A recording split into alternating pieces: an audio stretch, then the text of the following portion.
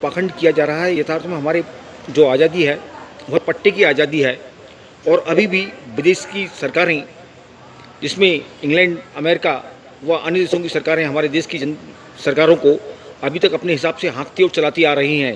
अब आप देखिएगा, देश के अंदर 70 दिन से ज़्यादा समय से जो देशबंदी का पाखंड चल रहा है, उसको वो WHO, जो पूरी दुनिया में अपने कुख्यात होने का कई सबूत दे चुका है, उसकी जितनी भी कंपनियां जो उसको फंडिंग करती हैं और जो दवाई कंपनियां यूरोप की जो थी, जो पूरी दुनिया में पहले भय फैलाकर अपनी दवाइयां बेचती हैं और अपने एक उपकरण बेचती हैं, अब वही WHO, जिसको लोग वर्ल्ड हेल्थ ऑर्गेनाइजेशन बोलते हैं, यथार्थ में वो वर्ल्ड हैजार्डियस ऑर्गेनाइजेशन है और वह हमारे देश की सरकार को चला रहा है। और 70 दिन से ज़्यादा समय से सरकार उस WHO के इंस्ट्रक्शन के आधार पर पूरे देश को बंद किए हुए है। यथार्थ में हमारे देश में जितने लोग अभी तक मरना बताए जा रहे हैं, उससे कहीं ज़्यादा लोग, अर्थात 8,000 लोग हमारे यहाँ सड़कों पे मर जाते हैं।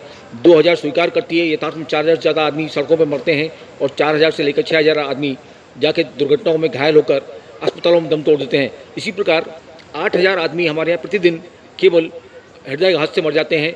7,000 आदमी हमारे यहाँ सर्दी खांसी जन्य बीमारियों, डिप्थीरिया, मलेरिया, TB, सांस, दमा, डेंगू आदि बीमारियों से मर जाते हैं।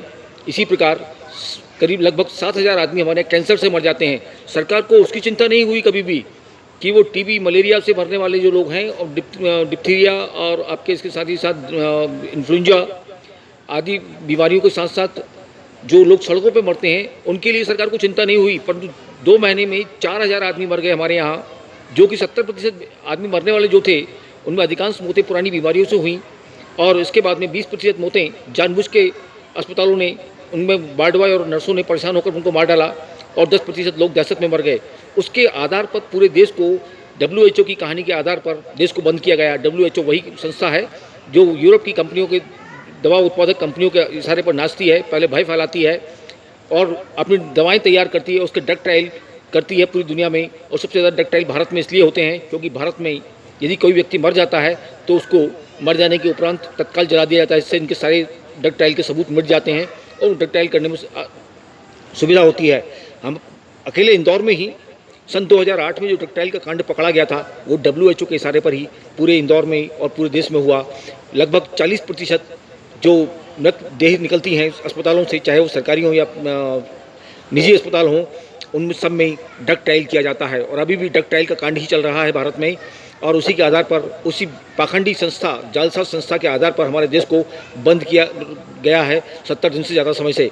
आखिर इस देश की सरकार में और इस देश की जनता में, इसके साथ ही साथ जो IAS लॉबी जो होती है, जो भारतीय प्रशासनिक सेवा कहलाती है, यथार्थ में भारतीय प्रताड़ना सेवा है, उसने 6 अप्रैल 2004 को अंबुमणि रामदास के कांग्रेस सरकार में स्वास्थ्य मंत्री बनते ही पूरे देश में ड्रग ट्रायल को फ्री कर दिया था।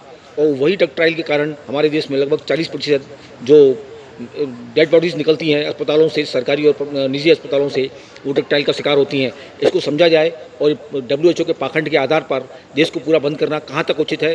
देश 70 दिन में पूरी तरीके से अर्थव्यवस्थाहीन हो चुका है और यहाँ पर लोग भूख से और पैदल चलकर मर रहे हैं। मजदूर ट्रेनों में 5-5 दिन तक सफ़र करने के बाद भूख से मर रहे हैं। उसको सरकार समझे और ये सारा पाखंड बंद करे। धन्यवाद।